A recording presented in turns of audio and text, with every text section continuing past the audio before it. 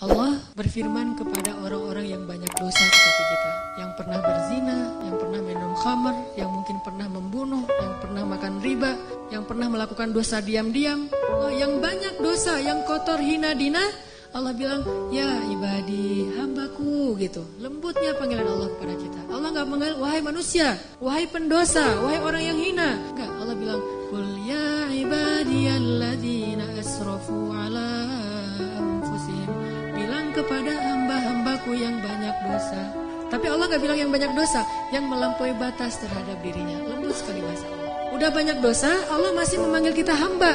Bahkan ketika kita melakukan dosa, diam-diam di malam hari, tidak ada yang melihat kecuali Allah, kemudian cuma satu malaikat yang mencatat.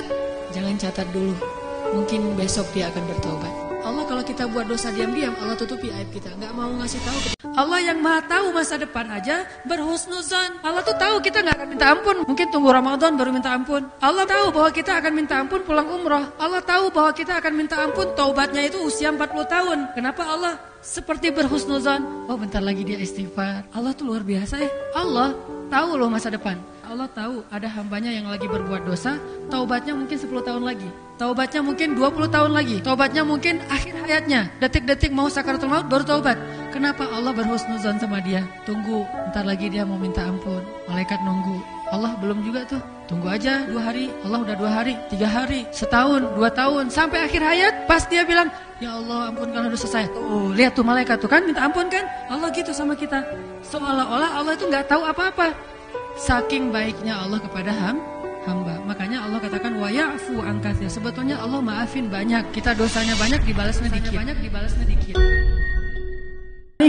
Jangan berlebihan dalam menyikapi ketentuan Allah. Karena yakin Allah tidak pernah menginginkan bagi hambanya illa khairan, kecuali kebaikan. Allah tidak pengen keburukan bagi hambanya, nggak pernah pengen kesusahan bagi hambanya. Allah sendiri yang bilang, yuridullahu bikumul yusra wala yuridu bikumul usra. Allah pengen kemudahan untuk kalian, nggak pengen kesusahan untuk kalian. Jadi kita yakin kalau ada yang masalah dalam hidup kita, wah bukan Allah mau mencurangi saya. Fa inna ma'al usri yusra. Tenang aja dulu, bilang la'allahu khair. Mudah-mudahan ada kebaikan. Baru hijrah, Allah kasih ujian pundung. Aduh, sama aja udah hijrah nggak hijrah, tetap aja nggak bisa dapat jodoh. Akhirnya udahlah sekalian kayak dulu aja. Aduh sama aja, ternyata udah rajin ngaji, masih aja nggak ada yang kecantol misalnya kan ya. Aduh udah pindah kerjaan, tetap aja belum dapat kerjaan yang lebih baik. Kata Allah, wa may yattaqillah yaj'al lahu makhraja. Mana?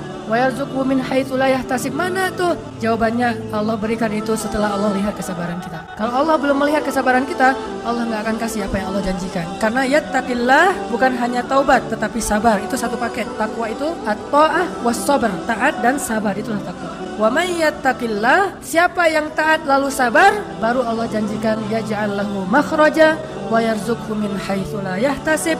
Wa may yattaqillaha yaj'al lahu min amrihi yusra wa may yattaqillaha yukaffir anhu sayyi'atihi wa yu'zim lahu ajra. Itu semua janji Allah bagi orang yang takwa, dan takwa itu taat dan sabar. Allah enggak marah sama sekali. Bahkan ketika kita melakukan dosa, diam-diam di malam hari, tidak ada yang melihat kecuali Allah, kemudian cuma satu malaikat yang mencatat. Allah Subhanahu wa taala berbisik kepada malaikat itu, jangan catat dulu, mungkin besok dia akan bertobat. Dan jangan kabarkan ini kepada malaikat yang lain. Allah kalau kita buat dosa diam-diam, Allah tutupi aib kita, nggak mau ngasih tahu kepada yang lain. Tapi begitu kita taubat, Allah langsung mengatakan, wahai para malaikat, lihat hambaku itu, dia bertaubat. Giliran kita beramal soleh, Allah umumkan. Giliran kita buat dosa, Allah diam aja. Allah kasih masalah buat kita karena Allah pengen banget ngampunin dosa-dosa kita. Allah ngasih kita musibah karena Allah pengen banget ngelihat kita datang menangis, lalu Allah Subhanahu wa taala akan menyambut kita dengan kasih sayangnya. Halumu ilayya ya abdi, datang ke sini wahai hamba-hambaku. Begitu kita sakit menjelang kematian kita, baru Allah ternyata ngelihat kita kayaknya nih udah ada perubahan. Tiba-tiba kita datang kepada Allah menyesal, ya Allah saya banyak dosa. Tuh kan hambaku ini bertobat. Sini hambaku. Langsung diselamatin, langsung seolah-olah didekap, dipeluk oleh Allah. Dan malaikat yang mencatat tadi tidak jadi mencatat. Kata Allah, lihat wahai malaikat, hambaku ini bertobat. Jangan catat keburukan dia. Wahai seluruh malaikat, lihat hambaku ini sudah bertobat. Allah umumkan. Lalu Allah mendekap kita dengan kasih sayangnya. Allah mengampuni seluruh dosa-dosa kita. La ubali, kata Allah. Wahai hamba-hambaku, jika kalian datang kepadaku meminta ampun, padahal kalian memiliki dosa sebanyak langit dan bumi, akan aku ampunkan dosa kalian semuanya. Wala ubali, dan aku tidak peduli sebanyak apa dosa itu. Allah itu suka banget sama orang yang bertaubat lalu belajar, memperbaiki diri. Taubat dan taklim Allah nge-like banget tuh. Siapapun yang bertaubat, siapapun yang kemudian pengen belajar memperbaiki dirinya, semasa proses itu Allah suka banget sama dia. Setiap hari Allah nge-like dia dan ngasih tahu ke malaikat, ini hambaku, ini hambaku, ini hambaku, ini. Terus Allah ngebanggain dia. Allah walaupun ngelihat kita banyak berbuat dosa, tetapi Allah masih juga manggil kita hamba. Ya ibadi, wahai hamba-hambaku, kalau kalian datang kepadaku dengan membawa dosa yang memenuhi langit dan bumi, penuh dengan dosa kalian, gak ada lagi planet, gak ada lagi bintang, semuanya dosa kalian isinya. Lalu kita datang kepada Allah dan kita mengatakan, Rabbi, ini hambamu yang fakir ada di hadapanmu. Ya Allah, ini hambamu yang hina sekarang datang ke pintu rahmatmu.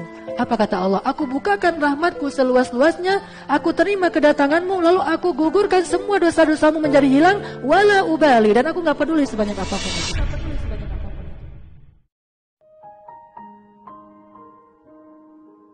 Tips supaya kita bisa mendapatkan cinta dalam beramal solih, yang pertama adalah tinggalkan dosa. Karena kata para ulama, min awwalil khair an tatrukas syarr. Awal dari segala kebaikan itu tinggalkan dosa. Mau dapat apa aja, tinggalkan dosa. Mau dapat kebaikan apapun, tinggalkan dosa. Jadi kalau kita misalnya mikir, saya mau bisnis nih, tinggalkan dosa dulu, Allah kasih untung. Saya mau nikah nih, tinggalkan dosa dulu, Allah kasih jodoh. Saya mau punya anak, tinggalkan dosa dulu, Allah kasih keturunan. Saya mau bahagia, tinggalkan dosa dulu, Allah kasih kebahagiaan.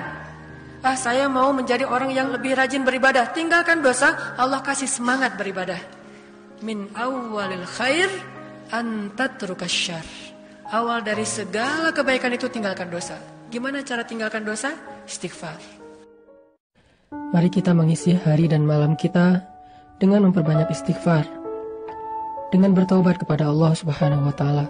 Sehingga Allah Subhanahu wa taala berjanji, "Faqultu astaghfiru rabbakum innahu kana ghaffara." Beristighfarlah kepada Tuhanmu, pasti Dia akan mengampuni.